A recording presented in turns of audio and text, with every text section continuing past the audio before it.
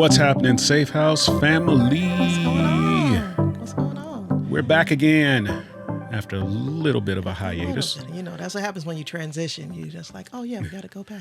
Little hiatus. Yeah, just a little one. We got a lot of stuff going on though, so that's why we had to, take a little break. I think we got a little bit of an excuse because just this past week we celebrated 30 years. Happy 30th. Yeah, I made that card myself. I said, I'm going back old school. Going back old school.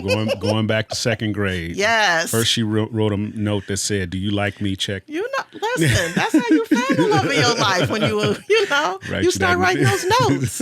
Listen, we still write love notes to each other. But no, this is the best anniversary card that I've ever gotten. And inside you could see a very heartfelt handwritten note from my wife, who's very eloquent. She's an English major. She has an English degree. I do not. And my handwriting is atrocious. So my little note to her was actually printed on the computer. Which was hilarious. But I loved it. I mean, because once again, like you said, when you've been married as long as we have, like you said, it's cards I feel like never really capture everything. It might capture some of it. They don't. Yeah. But I felt like this was important to be able to really kind of speak to, our journey for the past 30 years and really kind of just speak, to where we're going and that you still know I'm with you. So like you said, that was the reason why I thought let me write down what's in my heart, about where we are and, and where we're going and how happy I am to still be with you. Yeah. I love you. I love you too. Yeah, it's been a wonderful 30 years and look forward to 30 more. And just as we mentioned in a previous episode, my adoring wife actually took our wedding vows, which is from Romans 8. Yes. And she took the time to write these out and actually highlight some of the scripture here. So once again, it's that's a testimony to be able to share that where we are right now. Once again, life is full of ups and downs and lefts and rights, and to be able to lean back on that's the scripture that brought us together is just a constant reminder of one, how good God is, two, what this really means. Yeah. I think one of the things I highlighted was that we are more than conquerors. Yeah. And so once again, like you said, when you're married for that long period of time, there's a lot of things that you have to conquer, individually and together. So like you said, it's really a testimony to God, and his grace that here we are, 30 years and we into day one of 31. We were into day one of 31. So day one. I got to give him a little shake. Get a little shake shimmy going on. Got to do it. I got to do it. We are goofy that way. That's the way we do it. Yes, so that's how we stay together. All right, y'all. Like this video, share this video, subscribe to the channel, hit the bell for some notifications so that you will know when we are producing content, when we have new words. We got a couple of great things coming up. Mm-hmm. June 8th and 9th, we will be in the great state of Tennessee and Memphis. We're going to be live. It's been a long time since we've been live doing anything with Safehouse. And when we say live, we don't mean we'll be doing a live stream, but we will be in person, at Dwelling Place International Church. I'll have the information up on the screen. I think I'll put the flyer up here now. Dwelling Place International Church. We will be facilitating the relationship weekend there, and Apostle Ken Tony and his lovely wife, First Lady. And we'll be talking about some of the topics we're going to talk to you about today. Yeah. We're going to talk about the issue of access when we dig into it. So if you're in that area or near about or within a drive, definitely come out and hang out with us.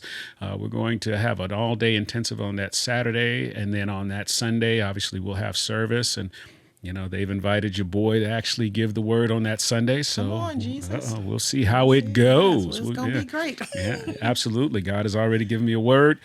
So I am looking forward to it. It's going to be exciting. Also down there with our best friends, the Murphys. Joe and Adrian. Reverend Joe and Reverend Adrian Murphy. The reverends, the preachers extraordinaire. Exactly. So it's going to be great. Yeah, it's going to be good. He's going to do a workshop all by himself. So he's got a great word he's going to give as well. So it just, once again, if you're in the Memphis area in Tennessee, we're going to put the information up here so you can come out and check us out. I think it's going to be fun.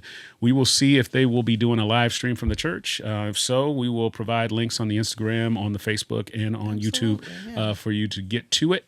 But in the meanwhile, let us get into this. Well, we got one more big announcement. We got something else that's really this big is going just on. oh yeah, Whoa.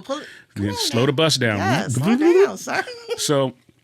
So one of our investments is over this 30-year journey. is paying off. Yes, it is. Yes, we are so excited. Yeah, we're very excited. Our daughter, our youngest daughter, young Miss Hannah Allen, is going to be graduating on this Friday. If you're watching this, the week of May the 6th. She graduates May 10th. She graduates on May 10th. So this week she graduates on May 10th with her Bachelor's of Science in Nursing. Highest honor. Highest honor. So proud of her. Summa cum laude. We're floating on a cloud. I got the dad cam kit all kitted out. I'm going to embarrass her in so many ways. I'm going to play a kazoo.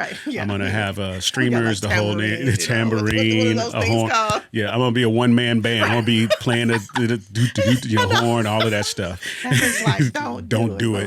We're doing it. We're doing all of that. 2020, we're like, listen, we didn't get to do none of that. So you better believe in 2024, we going all out. So those of you that are young in marriage and are on the path with your children, the one thing I'll encourage you, and the one testimony I have from this whole situation, is speaking to your children's lives.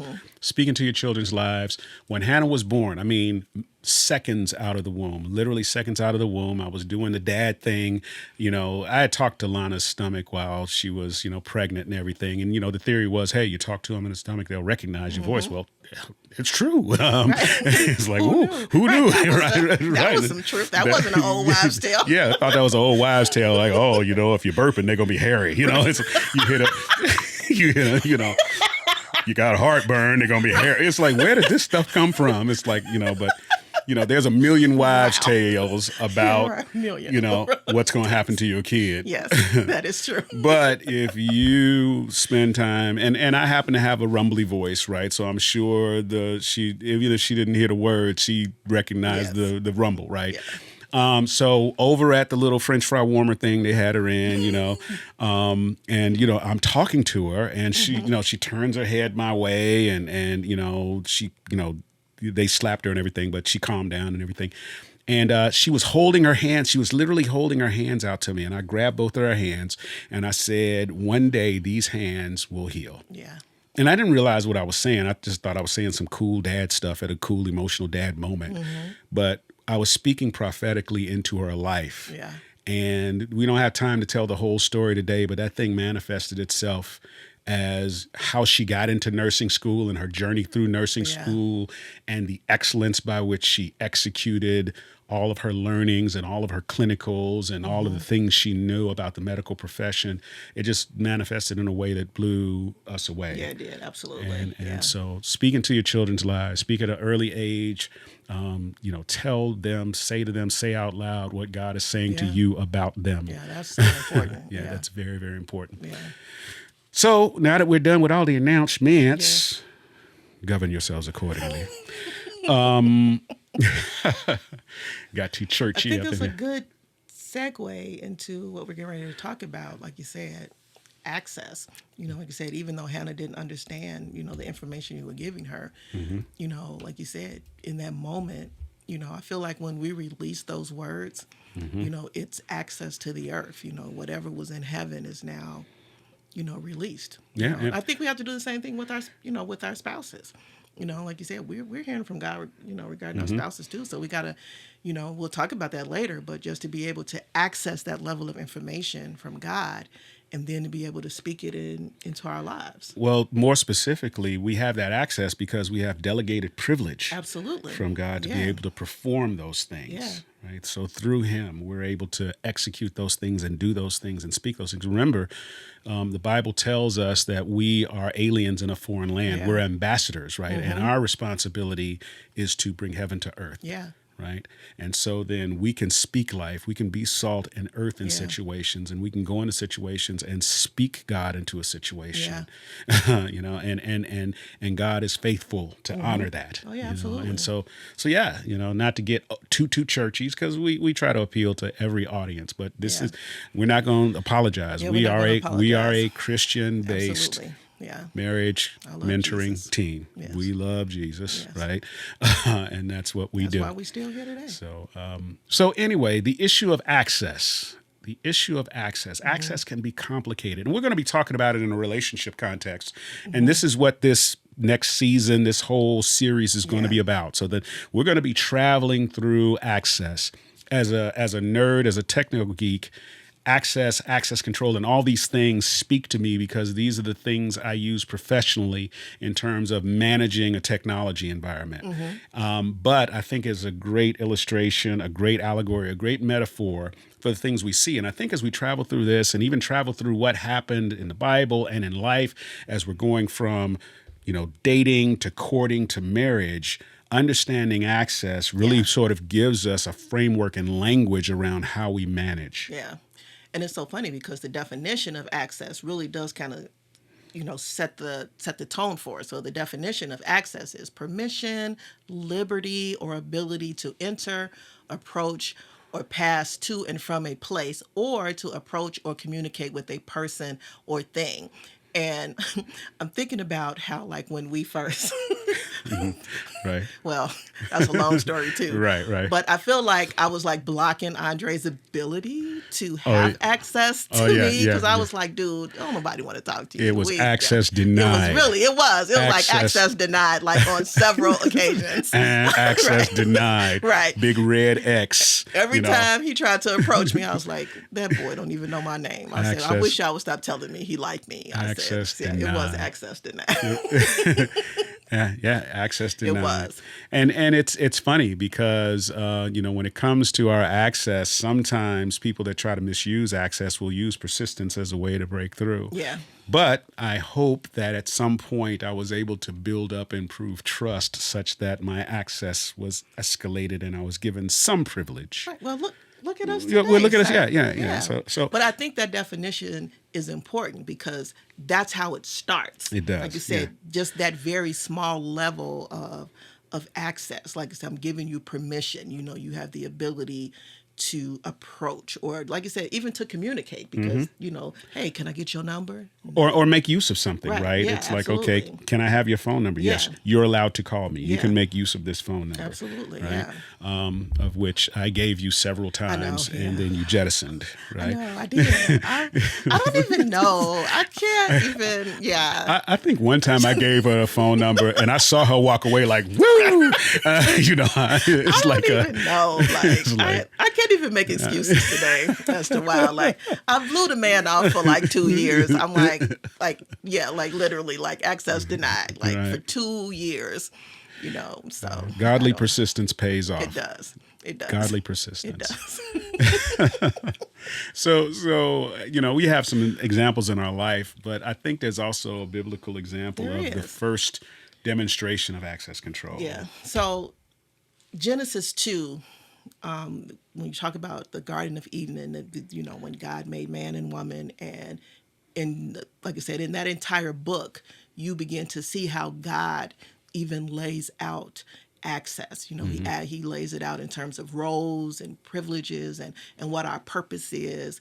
And he's very, very clear to first Adam about what they can do and what they cannot do. And what I love about that is that, like you said, he told Adam, and then it was Adam's responsibility to now make sure that he made sure that Eve had access to that information. So I love the story because, once again, it's a beautiful demonstration of even how God sets up access and why it's important. Yeah, because if it wasn't important, God wouldn't have went through those types of lengths to even put it in there. And for the purpose, he created clear boundaries. Yeah, he absolutely did. And so when access is defined, and so this is good for, our people that are on maybe the dating path, right? Yeah.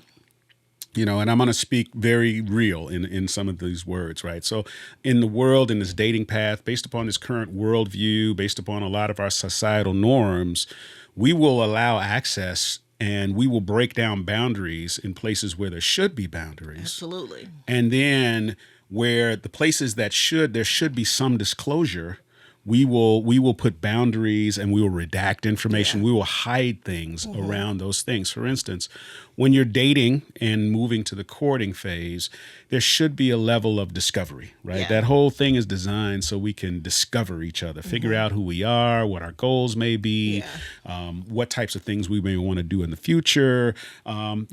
Simple things. Where are we going to spend Christmas when we get together for the holidays? Whose church are we going to go to if we go to church? Yeah, because at that point you definitely like in the courting. Like, you're moving on to the courting phase. Moving on to I think you my forever person, and so now we have to up the level of access. Yeah. But you have to up the level of access when you move into courting, but even when you're dating, I think dating with intent is important too. I know there's dating to discover. Yeah, that's true. But once again, the reason we may end up in situations, and I'm not saying let's not go out and discover and have fun and things like that, but even still, I think if we're going to take on the Christian worldview, once again, not the society view. That is true. The Christian worldview is that we date with intent.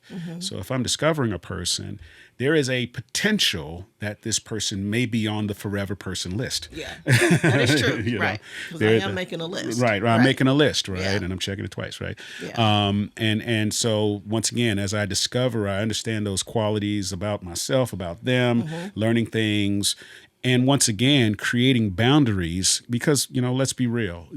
I've even heard, people that I, know and trust and that are professionals that have done podcasts about, sex on the first date. Yeah. And, once again, obviously in a Christian worldview, there's a different view around the appropriateness of when that level of intimacy should happen, right? When you're married. When you're married, right? We're not going to mince any words, right? But once again, if we just look at it as a physical act, as the coming of body parts, you can make that sort of conclusion. However, as Christians, as people that believe, when we look at that act, we understand that more is created by that level of disclosure than just the act itself. Yeah. God designed this in order to create life. Yeah. Right? It was designed with the purpose of when these two people come together, there's a potential for life to be created, and there's a union that's going to be created that they'll be raising this child together. Right? Yeah. There's some intention around that. And so when we do this with those that are not the forever person, those types of connections are still being made. They're still, whether we acknowledge them or not, those types of and so we do that level of disclosure, yet we won't sit down and disclose, how much money do you believe you should save to retire? Let's have that discussion. Do you believe in a 401k? Do you believe in individual investments? Do you believe in home ownership, or do you just believe in renting? Do you believe in a single family property, or do you believe in a condo? Do you want to live downtown? Do you want to live in the suburbs? Just those types of things are great things in discovery. How do you feel about family, period, right? You know? And so all of those things go into the discovery phase so you can determine, okay, is there a forever person in any of these candidates that I'm looking at? And what's important about what you're saying is this whole discovery and disclosure phase is because that will give you your indication as to how much more access this person should have. Absolutely. To you. Because as soon as you see that, okay, y'all may not be aligning, things are not working, then that's your clue to be like, okay, well, let me not give them any more access. Yeah. There's let me be very careful. Let me create the boundaries now, right? Let me create the boundaries. So, unfortunately, there's a friend zone, right? Yeah. It's like, okay, there's a boundary here, right? Yeah. So there's certain parts of my heart that you can't access. Yeah. You can't have access to. We can be friends. We can love each other as Christians. Yeah. We can go out with groups of people and hang out and have a good time. But as far as our pursuit of you being the forever person in my life, that may not be the case. We're not aligned. And the reason why that whole discovery disclosure place is important access is because, like you said, we fall in love quick. Or we fall in love with love quick. I don't know if we fall in love quick. Yeah, you're just like, oh, I love him, or I don't know if men say that. I know women be like, oh, I love him. He, and it's like, but with no discovery. Very little discovery. My mom used to say that to me all the time. I remember when I started dating Andre, and I was like. She did say this to me. I said, "Oh, Mom, I love him." She says, "You love everybody." Like, but the reason why that is so important was because I think what she realized was, okay, I don't even think you really know like what that means. What that is. Because when you're young and you have a boyfriend, you're like, "Oh, I love him." So my mom's like, "Yeah, I don't even think you really know."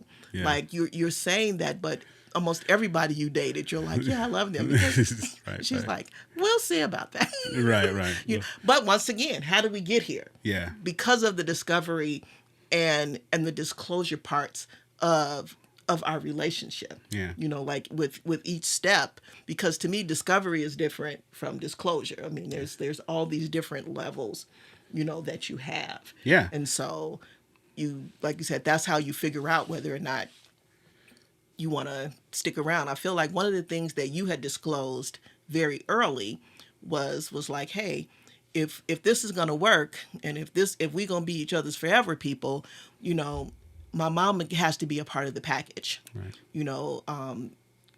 I knew that. Yeah. And so, but when you told me, I could have just been like, you know what? I don't get out of here, mama's boy. Right. I'm not trying to do any of that. Right. But I understood the background of your story, and I was just like, okay, well, I get it. If you have that responsibility of making sure that your mom is okay, then I was willing to sign up for that. Yeah. And we did that for what, 18 years? Yeah, we did that for 18 years. She lived with us. Yeah, she lived with us until she went home. She did, yeah. So both our moms lived with us until they went home. I know. Yeah. That's a whole nother episode, people. It's a whole nother episode. But once again, that the disclosure around that is one, I understood that we both cared for our moms, right? Absolutely. And we had relationships with our moms. I loved her mom, right? Yeah. We have some stories about Bourbon Street and New Orleans and everything. But no, it was one of these situations where something that many people would see as a burden, we saw as a privilege, right? We absolutely saw it as a so it's like, wait a minute, our grandkids get to experience their grandparents up front and close and personal. Obviously day. Built-in babysitting, which we loved, right? But still, they got the benefit of that wisdom. My daughter being a nurse, she's fulfilling a dream that my mom always wanted, right?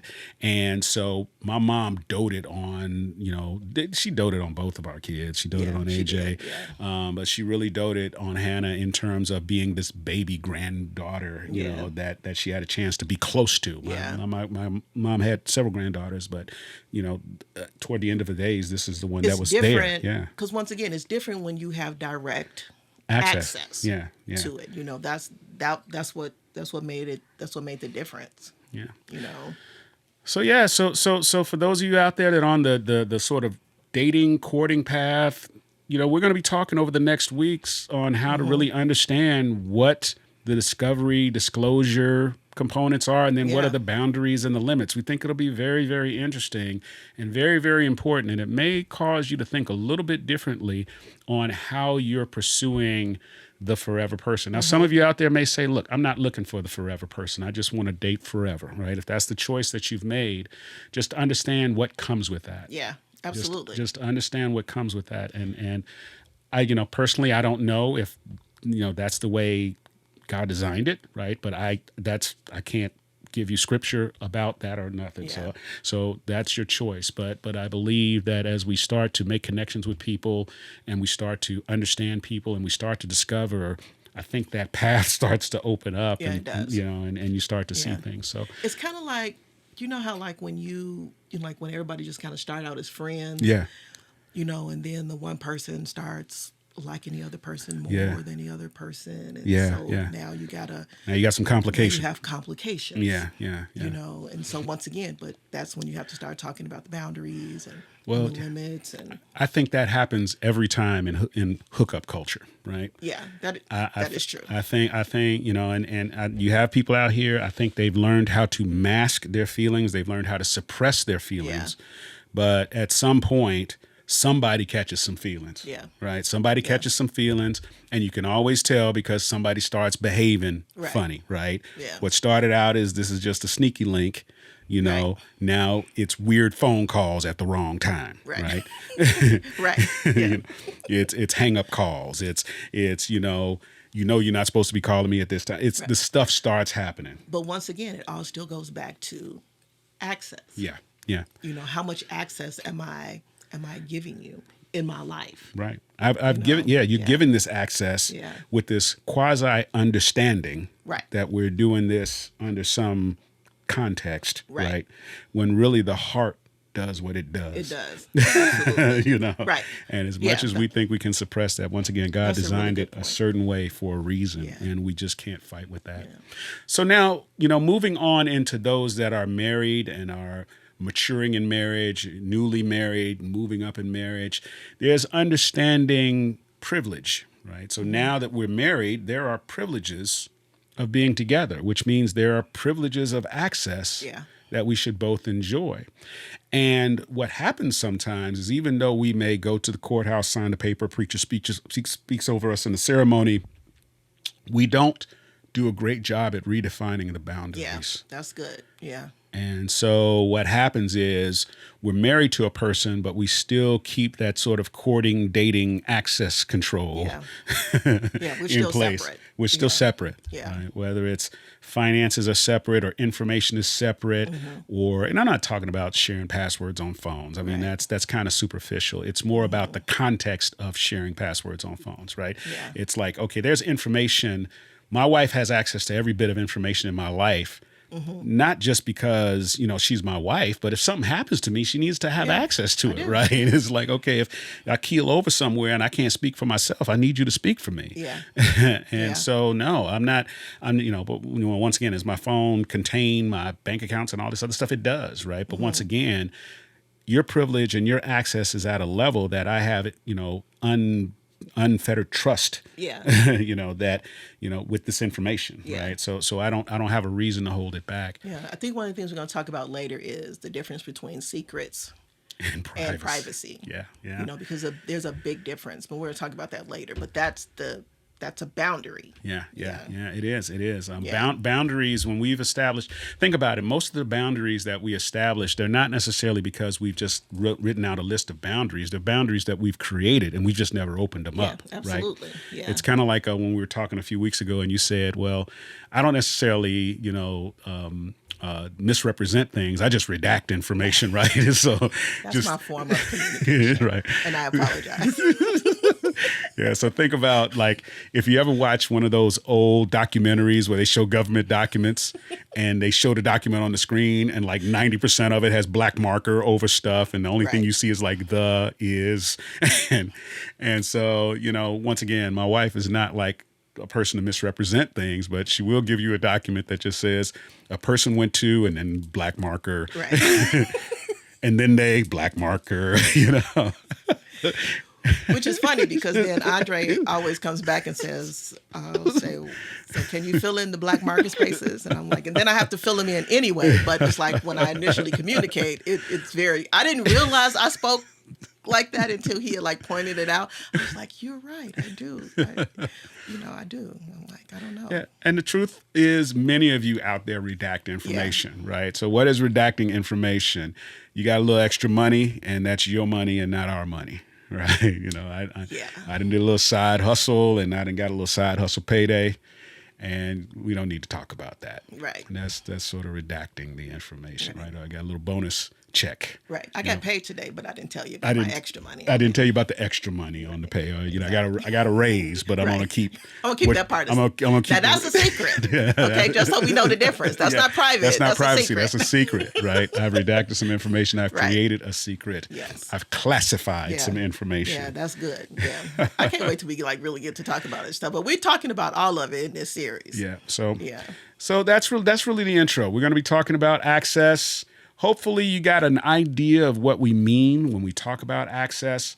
The thing that we want you to keep on your mind, and as we travel through all of this, we want us to get to the place where we understand the right level of access control, because when access controls break down, you can become vulnerable to hacking. Yeah. To hacking. What's hacking? Yeah, hacking is when a bad actor misuses you against yourself. That's the devil. I mean, literally. We're going to get into it. I don't want to give it away, but just, when we think about when we get phished, we get those emails or we get a request via text. Hey, this is good friend I trust. Send me, if you can go to the store and buy 50 Amazon cards and those types of things. They use tools they use psychology to try to get you to act swiftly so that they can misuse you. And we're going to find that the enemy was the very first hacker. Yeah, he was. Because he used a tool called social engineering to convince somebody of a reality that was not, in order to get them to act. Them to cross a boundary that they shouldn't have crossed. Should have crossed. Right. Yeah. So we don't want to give it away. So we're going to stop there. Leave you hanging. I'm personally excited about this this series, because I feel like that's one of the things that we don't talk about. You know, we talk about intimacy, we talk about finances, but we don't talk about what that access looks like. Like you said, whether you're dating, whether you're courting, we don't talk about it. Like I said, what it looks like in marriage and what it probably should look like. So once again, I'm like really excited to talk about this, because like I said, I feel like it's not only helping us, but I feel like it'll help a lot of other couples to now be like, oh, you know what? I didn't even realize that was a thing. Yeah. You know, access. Well, here's even giving language to or it. Giving language to it. I think when we give language to things, we can start to understand things. We can call things out. We can understand behavior. Absolutely. Right. Yeah. Because, you know, thoughts control our actions. Actions are our behaviors. Right. Absolutely. So we want to manage our thoughts, actions, and behaviors. So, and what's even great about this is the topic we will be digging into when we are in Memphis. Yes. So if you want to, and we're going to have a live audience there, and we will have live Q&A. So if you're in the area and you want to talk to us or any of the panelists about this topic, you'll be able to ask us questions directly. We want you to ask questions in the comments. We do. So tell us what you think about this topic, and if there are pieces of this topic you'd like to explore. But if you want to see us in person and want to benefit from us in person, and we'd like to hug you and shake your hand too. Yeah. Definitely come out to Dwelling Place International Church and hear from us on the issue of access. So I think that's all we got for this episode. Yeah. Got another King's Edition coming up pretty soon. For the brothers out there, ladies, I know you're listening in. Keep listening in, ladies, because I'm like, I want to do a Queen's Edition, and I know I'm like, okay, I'm trying to get up the... No pressure, no pressure. I feel the pressure. But for the brothers, this episode is going to be about leadership. Right. And I know we struggle to find what leadership means. And in most cases, leadership was modeled for us through a supervisor, manager, pastor, whatever, teacher. That's how we modeled leadership. But what does it mean to be a leader in a relationship? And how do we translate leadership in sort of the marketplace context to leadership in our life, in our homes, with our spouses, with our significant others? So that's where we're going to dig in. We're going to have another doctor. We're going to have Dr. Tony Bolden. He's going to be talking to us about leadership. He's an expert and renowned speaker on this topic, and he'll be on to tell us about some of those things and how do we port that into the world of relationships. Yeah, I'm looking forward to it. All right. So, ladies, we know you're listening. We know it's the King's Edition, but we know you're listening. All right. It's okay. We're happy you want to learn more about your man. Yes. So with that, that's all we got. That's all we got. Like the video, share the video, subscribe to the channel, hit the bell so you can get notified. And at that, we're going to call it a night. We love you, Safehouse family. There she go with the dance. I'm sorry. Peace.